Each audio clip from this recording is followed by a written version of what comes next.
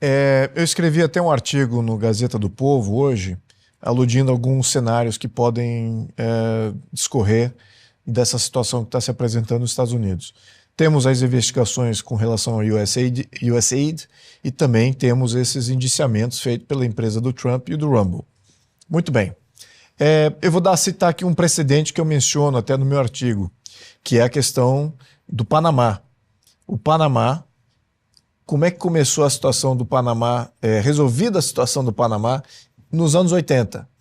Nos anos 80, o Panamá era liderado por um ditador vinculado com narcotráfico, violação de direitos humanos, praticamente padrão do que a gente está vendo hoje na Nicarágua, na Venezuela, em todos esses países aí.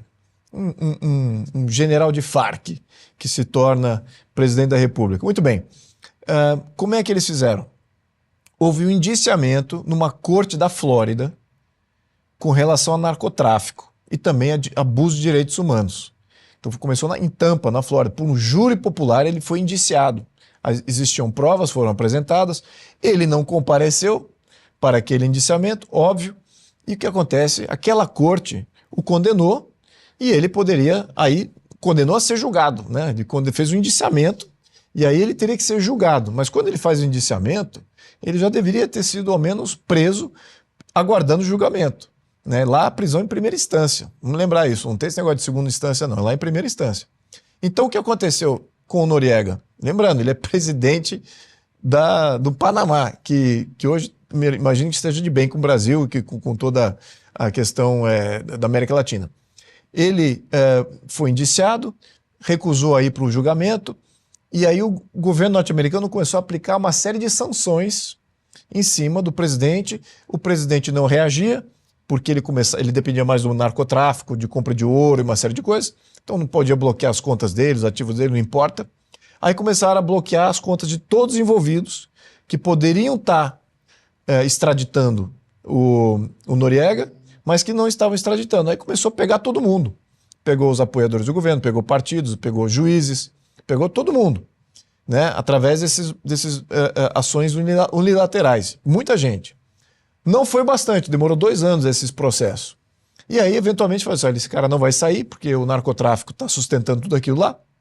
Vamos ter que mandar uma força-tarefa, mandar vir buscá-lo.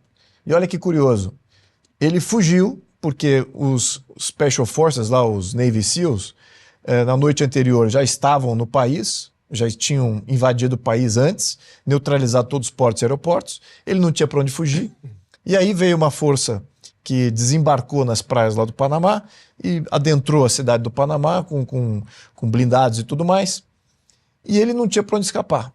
E aonde que ele foi buscar refúgio? No Vaticano. Por que será no Vaticano?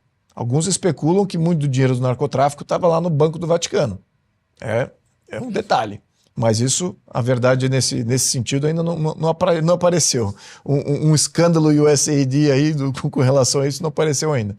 Mas, enfim, dizem as más línguas que o Vaticano recebeu e lavou as mãos com relação a ele, com relação a essa ação norte-americana. Muito bem.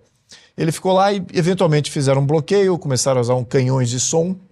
Esses canhões de som, eles jogavam o som para dentro da embaixada e causa náusea. Você não aguenta muito tempo exposto àquilo. E praticamente demorou, acho que 40 minutos, ele se rendeu e foi extraditado para os Estados Unidos e lá finalmente foi julgado. E o que acontece aí ficou preso até os dias de hoje, até recentemente. Muito bem. Dá para fazer alguma coisa similar aqui no Brasil? Não.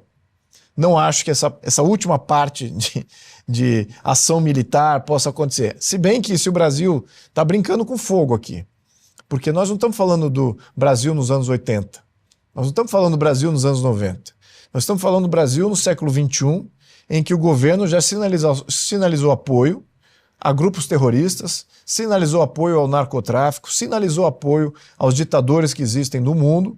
Então tá muito precária essa percepção. E viram como é que os Estados Unidos agiu com relação a líderes no Teherã, dentro do Teherã. Encontraram alvos dentro das suas casas, né, porque se colocaram como inimigos dos Estados Unidos, da segurança nacional norte-americana. Então, veja o tipo de operação que eles fizeram lá. Fizeram uma força invasora? Não fizeram uma força invasora. Drones, ação à distância, pode chegar a isso? Eu acho que não. porque também as instituições brasileiras, aí sim vão começar a reagir no primeiro, quando Antes de houver, chegar a esse ponto. antes de chegar nesse ponto, né, com relação àquelas sanções individuais, que realmente vai pegar aí muita gente que está protegendo esse governo e todos aqueles vinculados. E também acho que se pegar um juiz, vai pegar todos os juízes. Porque esse juiz não vai sozinho. Na minha opinião, e estou conjecturando politicamente aqui, não estou com bola de cristal nenhuma, mas só estou discorrendo aqui sobre um precedente que já aconteceu na região e foi exatamente isso, essas situações, né? Que você começa a criar sanções em um, e esse um ou bloquear ele, tirar ele do jogo, e esse um acaba entregando outros, aí os outros começam a ser sancionados, então isso acaba tendo um efeito cascata que, antes que chegue nesse momento, eles vão fazer alguma coisa, ou as instituições brasileiras vão fazer alguma coisa. Essa é a minha previsão.